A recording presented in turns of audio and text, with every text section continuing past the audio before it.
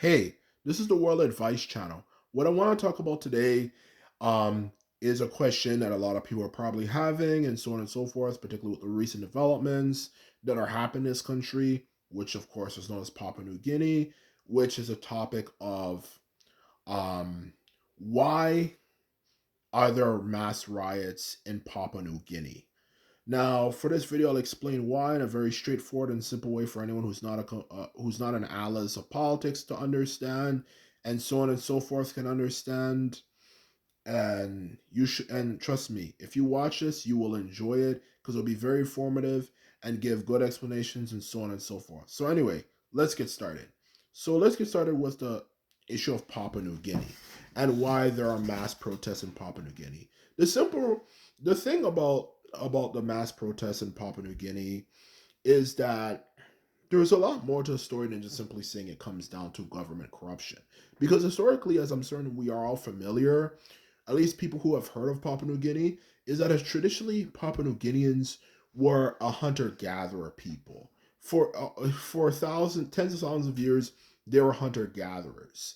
So they went around different places and even attacked other tribes, sometimes even eating members of those different tribes and so on and so forth in order to survive.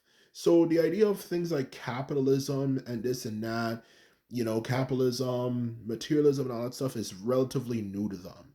So that's one thing to keep in mind with Papua New Guinea, and why they're in the situation that they're in. And to go alongside that fact, it also comes down to the fact, simply put it, that the government is corrupt. Now, when it comes to the topic of why the government is government corruption that you see going on in Papua New Guinea, this is another just example of what happens when you push people to their very limits. Because the government of Papua New Guinea, what it was very greedy and were not paying people for their services and so on and so forth. So eventually the people got sick of it and are rioting.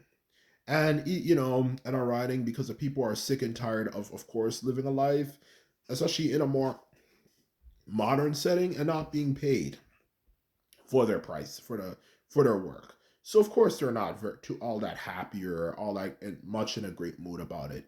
They're not happy about it.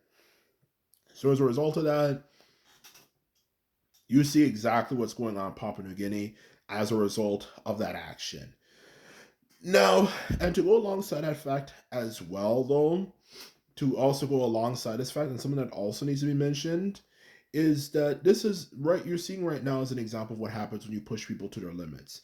And even though you can clearly see, yeah, the government kind of did something that pissed people off, there's still people in the comment sections for these videos saying, oh, these people are savages and this and that, or if Indonesia was simply still all completely under control of Indonesia. I mean, Papua New Guinea was under the control of Indonesia, blah, blah, blah, blah, blah. This wouldn't be happening, which is kind of goofy for people to make an assumption and a statement like that, especially with the fact that obviously you're not in their exact shoes. And the thing is, they actually have a legitimate reason to be angry. So you have those people too. And a lot of those people who are saying that stuff are clearly very stupid people. So I just wanted to mention that fact because everyone in the world has a limit to it. And this is also correlates to the truth about the world we live in nowadays. There's a lot of government corruption going on in general in the world nowadays. There's a lot of people who are corrupt, and they just expect people to take this shit. They expect people to just take this shit and just sit there on their asses and just take this stuff. And then they just do everything to pretty much ignore it and not take it seriously, blah, blah, blah, blah, blah. And then when you get violent, the only time they pay attention, they expect you to be peaceful about it. But the truth of the matter is that the simple answer to the question when it comes to topics like this is the government needs to treat their citizens well, okay? This has been going on for a very long period of time in this world, which is this idea of the government just ripping people off for a long period of time, not paying what they need to pay them, so on and so forth, and they just expect them to just take it and just say, well, just do peaceful protests. But how the hell does that work? Everyone in the world has a limit to them, okay? This is the truth about humanity. We all in the world have a limit, okay? Especially when you have kids and you have to go home and have the kids screaming at you saying they're hungry, and you have to deal with your wife as well, who sometimes is gonna blame you for not why there's no money and this and that. When people are put under situations like that, it's only so long you can take it until you snap. Okay? Because the truth of the matter is none of this would be happening if simply they paid their government workers more money. This is all the truth of the matter about it. While you have some people who are stupid, and of course they're going to use this as an example. Oh, these Papua New Guineans were savages and this and that. Yet at the same time, a lot of so-called civilized nations have been acting exactly the same way, too, when situations get bad enough, such as even so-called China. you know, a lot of them were protesting and were getting really pissed just a few years ago over COVID lockdown restrictions.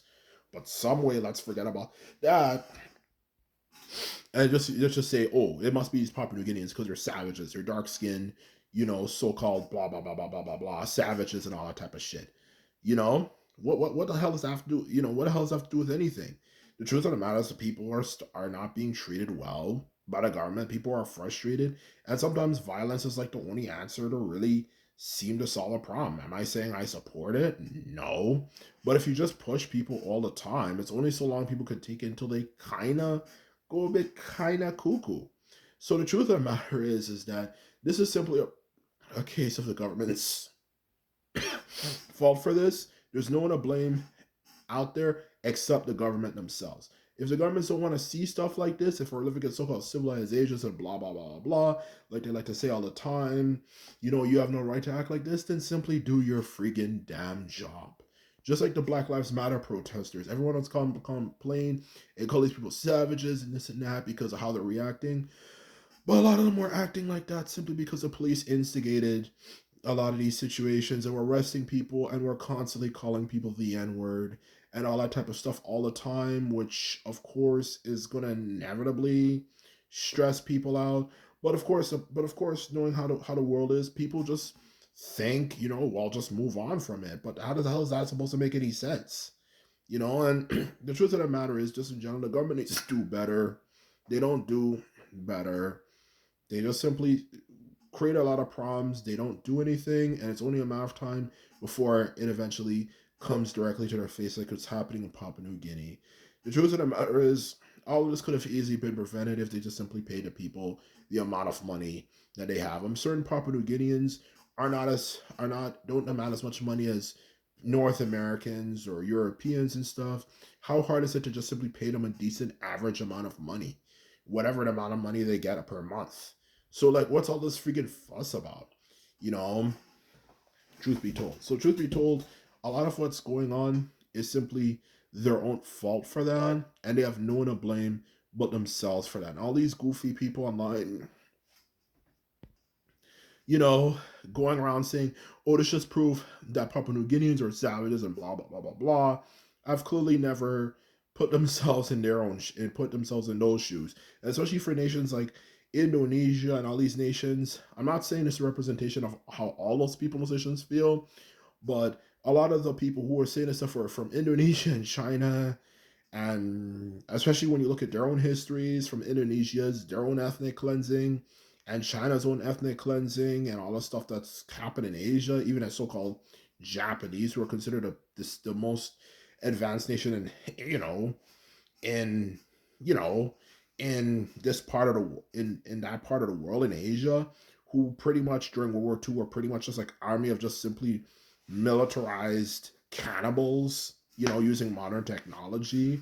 I can't really see that really being, you know, really being you really calling those Papua New Guinean people savages when a lot of you guys are doing the same thing too, in all honesty. So that's really my opinion on the subject. Besides, the end of the day, to end this off, everyone in the world has a tipping point. And what you're seeing right now is a tipping point. You can't treat people like shit forever and expect people at some point not to lose focus. And that's really my answer to this video. And if the governments would have simply stopped doing this, things would be better. Anyway, this is my video. I hope you enjoyed it. If you like this video, thumbs this video up and hit the subscribe button. And that's all I have to say. I hope you enjoyed it. And as I'll simply put it, later.